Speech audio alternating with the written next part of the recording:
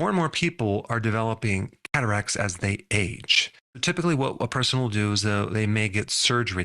Well, sometimes there are complications to that surgery. It's not a complication-free or side effect-free surgical procedure. I mean, in one study, 42% of people who get cataracts develop dry eyes. 20% get the droopy eyelid. And there's other complications like floaters. So personally, I would try more of a natural route first. Since they have very little side effects, people will say, well, where's the scientific studies? There's no studies that validate using this natural remedy, which basically costs pennies, that can potentially help you. There's not a lot of science-based evidence to show that that's going to be effective. Well, guess what? I have news for you. There won't be. Who's going to invest the thousands or tens of thousands or even millions of dollars on studies that involve natural remedies? It's not going to happen. You can't patent these things. Instead, why don't we take a look at the mechanism of what causes a cloudy lens, which is a cataract, and then use some type of natural remedy that makes sense, that really has very minimal downsides compared to drugs and surgery. The first thing you should know about the eye is this. It's one of those tissues that is highly affected by blood sugars. If your blood sugars are high, the eye is very vulnerable to high sugars, because when the sugar is high, it creates a tremendous amount of oxidation or oxidative stress. And so that is the one thing that we know about cataracts.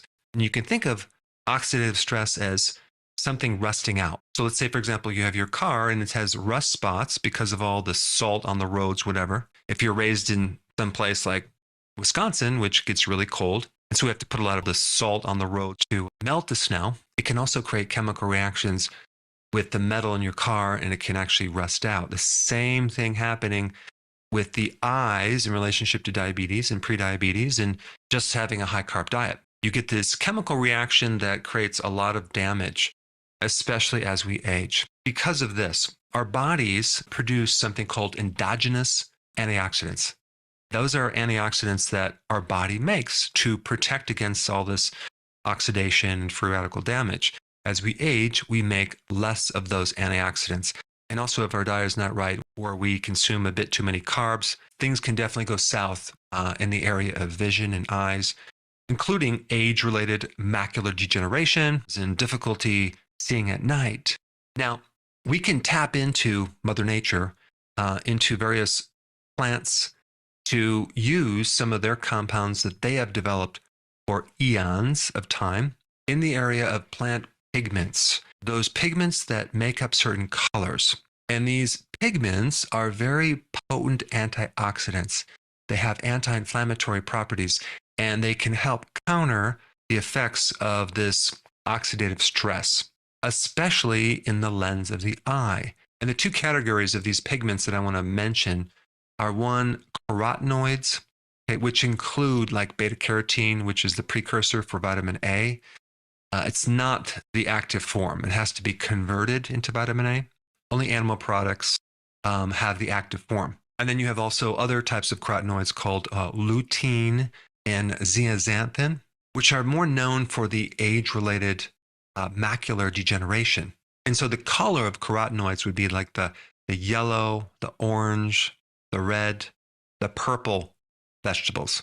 And even you find these in egg yolks, which are yellow. But you also find these in grass-fed meat as well, which is interesting simply because cows eat grass, which has an abundant supply of carotenoids. But you're not going to nearly find the quantities in like grain-fed beef, the conventional beef that you would get at the grocery store. Same thing with eggs. Like if you get a pasture-raised organic chicken eggs, much higher carotenoids. Now, it is true that conventional eggs do have these carotenoids, but there's a dirty little secret that they can give these chickens synthetic pigments because they're confined to huge barns and are fed grains that have very little pigment left. But there's another category of pigments that I'm going to focus in on, and that's called anthocyanins. And so the color of these anthocyanins would be like the red, the purple, and the blue And this pigment has quite an effect on your eyes, especially if there's oxidative stress. And it may help reduce the risk of cataracts and potentially even reverse cataracts if you catch it early enough. So this is the active compound in bilberry. It can help recycle something called rhodopsin, which actually can help you see in the dark. It can also reduce the risk of age-related macular degeneration. It can relax the ciliary muscle that is connected to the lens that is usually strained when you're doing a lot of computer work or reading for long periods of time. So it can help take the strain out of the eye. And it has been known to help with cataracts. And a lot of other plants are also loaded with anthocyanins as well. So we have the bilberry, we have the blueberry, we have the blackberry, we even have red cabbage. And by the way, as a side note, the red cabbage sprouts are way higher in this anthocyanins than adult cabbage.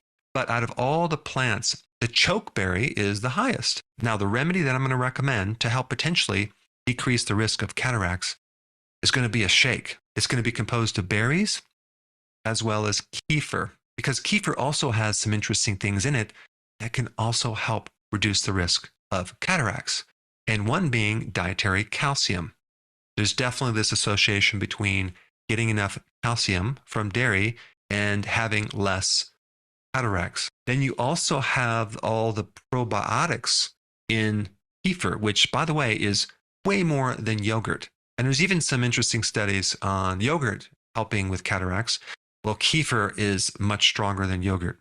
Kefir also can help with other things like infections in the eye, like pink eye. And anytime you're doing kefir, I highly recommend that you get the unsweetened version of kefir. Get the whole milk kefir, not the low fat. And make sure the kefir is from grass-fed animals, whether it's goat, sheep, or cow. So you're simply going to mix 1 cup of berries with 1 cup of kefir, and you'll blend it up, and you'll drink it down. Now, sometimes the kefir is pretty thick. So in that case, you might have to add a little bit of water to thin it out, or you can just consume it with a spoon. Now, the question is, what kind of berries should you use?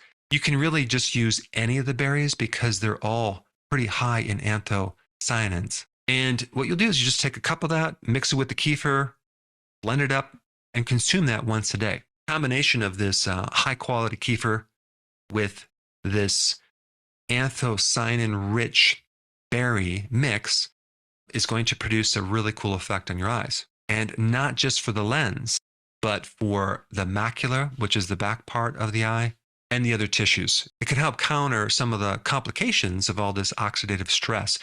Now, parallel with this, I would definitely make sure that your diet is very low in sucrose, fructose, and I would not actually recommend consuming milk, okay, because that also has lactose in it as well.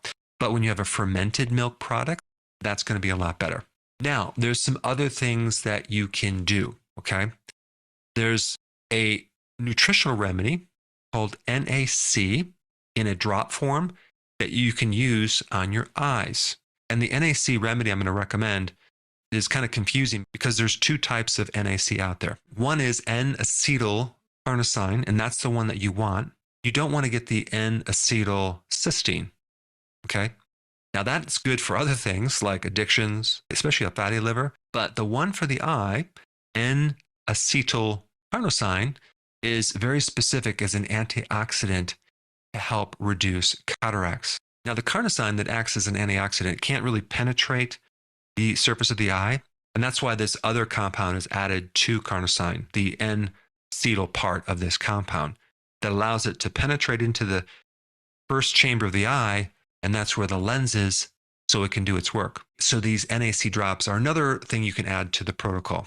I would also recommend consuming eggs, especially the egg yolks, and make sure that they're runny as well, because egg yolks are just loaded with carotenoids, which is good for the eye, as well as anthocyanins, as well as something else called choline. And choline has some additional cool effects to counter dry eyes. Now, let's say, for example, you already had the cataracts, okay? And you have complications. Is there anything that can be done for that? And the answer is potentially yes.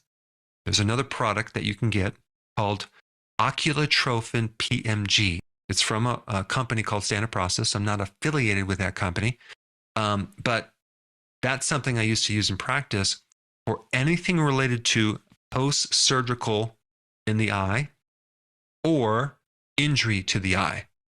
So if you've scratched your eye, if you had some type of eye damage, that's a really good product to help you. Now, there's some other things you should know that go beyond just this remedy for cataracts. And I think you really like what I have to add about cataracts in this video right here.